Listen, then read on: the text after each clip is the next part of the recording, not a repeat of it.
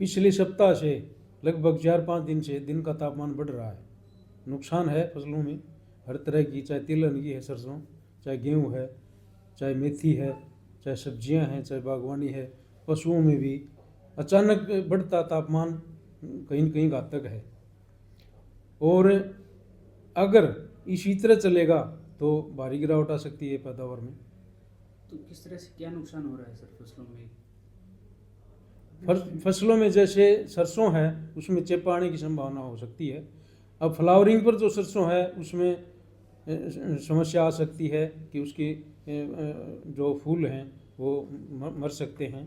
गेहूं में अब बाली की स्टेज है, मिल्क की स्टेज है, तो उस दौरान इतना तापमान सहन नहीं कर पाएगा, उसमें भी चेपा वगैरह आने की संभावना बढ़ जाती है। बेल वाली सब्जियां हैं खास करके, उनमें अधिक तापमान से नुकसान ही नुकसान है। इसी तरह बागवानी है और पशुओं में भी अधिक गर्मी का साइड इफ़ेक्ट ज़रूर देखने को मिल सकता है अगर ये मौसम परिवर्तन नहीं हुआ। अनुमान है कि पश्चिम विक्षोभ सक्रिय होगा, अगर होता है तो तापमान गिरावट आएगी, तब फसलों में फायदा ही पैदा होगा। तो क्या इससे बचाने के लिए कोई स्प्रे वगैरह या कोई दवाई का छिड़काव क्या कारगर साबित होगी? तापमान के दुष्प्रभाव से बचाने की कोई दवाई नहीं होती, कोई पेस्टिसाइड नहीं होता, कोई फंजीसाइड नहीं होता। उसमें सिर्फ ये है कि जो थोड़ा सा सिंचाई नहीं हो पाई है या कम हो पाई है तो उस फसल की सिंचाई, हल्की सिंचाई करते रहें, यही एक बचाव है।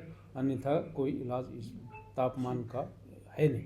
पिछले सप्ताह से लगभग 4-5 दिन से दिन का तापमान बढ़ रहा है। नुकसान है फसलों में हर तरह की, चाहे तिलहन की है, सरसों, चाहे गेहूँ है, चाहे मेथी है, चाहे सब्जियां हैं, चाहे बागवानी है।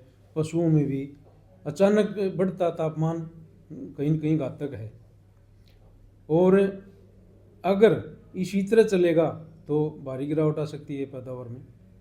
तो किस तरह से क्या नुकसान हो रहा है सर फसलों में? फसलों में जैसे सरसों है उसमें चेपा आने की संभावना हो सकती है।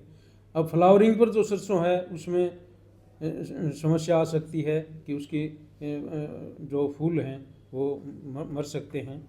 गेहूं में अब बाली की स्टेज है, मिल्क की स्टेज है, तो उस दौरान इतना तापमान सहन नहीं कर पाएगा, उसमें भी चेपा वगैरह आने की संभावना बढ़ जाती है। बेल वाली सब्जियां हैं खास करके, उनमें अधिक तापमान से नुकसान ही नुकसान है। इसी तरह बागवानी है और पशुओं में भी अधिक गर्मी का साइड इफ़ेक्ट ज़रूर देखने को मिल सकता है अगर ये मौसम परिवर्तन नहीं हुआ।